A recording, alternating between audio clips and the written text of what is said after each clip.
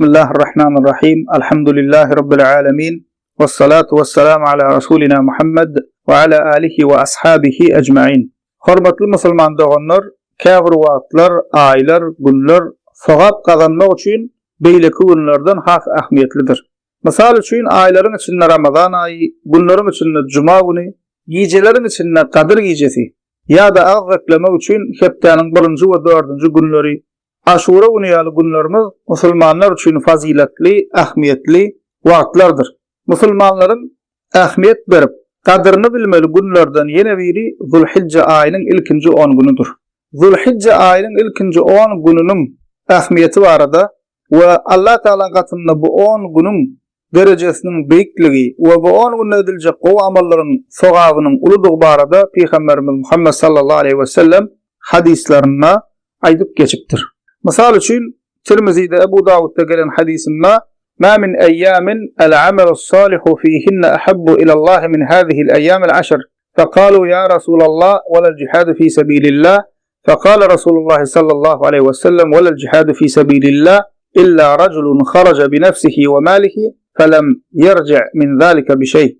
Peygamberimiz aýdýa, içinde salih amal edilen günlerden Allah Teala'nın gowuryan günleri Zulhijja aýynyň ilkinji 10 günüdür diýe. Şonda sahabalar Allah olardan razy bolsun Peýgamberimize "Ya Rasulullah, Allah Teala üçin jihaddan hem söýgülimi?" diýip soraýar. Çünki sahabalar Allah olardan razy bolsun bilýärdiler, jihad en faziletli amallardan.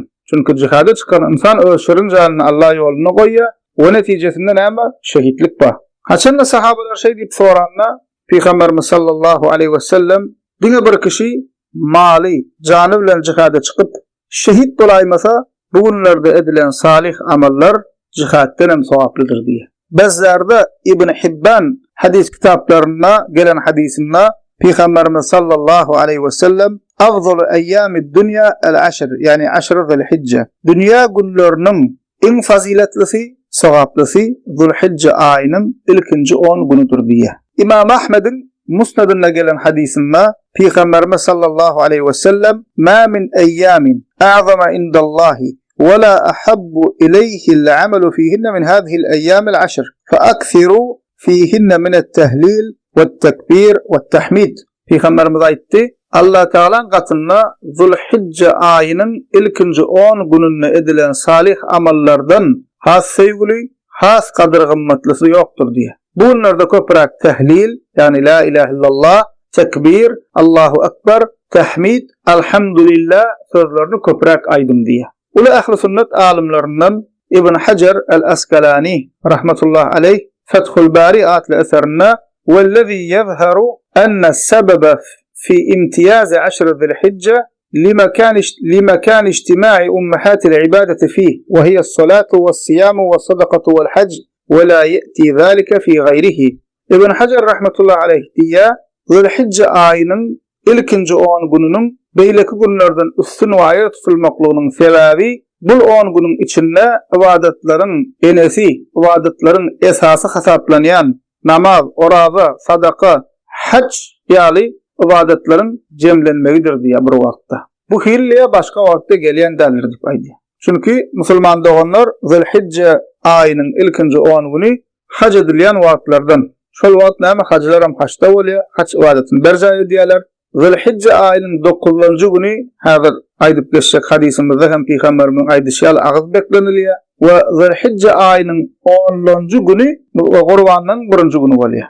Şonuň üçin musulman doganlar bu 10 günleriň gijesinde we günlerinde köprak salih amal etmeli, ýaxşy amal etmeli. Mysal üçin şolardan käbirini aýdyp geçsek, eden günahlarymyz üçin Allah Teala'dan bağışlanma dilemeli. Ýalňyşlarymyz üçin tawba etmeli. Hemmemizden ýalňyş bilýär, hemmemizden insan günah etmeýänimiz, ýalňyşmaýanymyz ýok. Emma möhüm zat öz eden ýalňyşlaryň farkyna baryp şonuň üçin tawba etmek we Allah Teala'dan bağışlanma dilemek. Köprak näme etmeli? Tawba etmeli we istigfar etmeli. İkinci farz namazlarymyz wagtyna berjay etmeli. Namaz kılmayanlar derrew namaza başlasınlar. Farzlara koşmaça nefil namazlar kılmaly. Hususan hem gije tahajjud namaz kılmaly. Çünkü hemme kişi yatirka gije turup okun süýjü wagtynda okundan turup 2-de 3-de 4-dün ýarynda Allah Taala üçin ýeke özüň kapdalynda başga hiç kimem ýok. şeýdip ibadet etmeklik, kelläňi secdä goýmaklyk, eliň açyp, eliň göğe götürüp ýalbarmaklyk, göz ýaş dökmeklik imanymyzy artdyrýan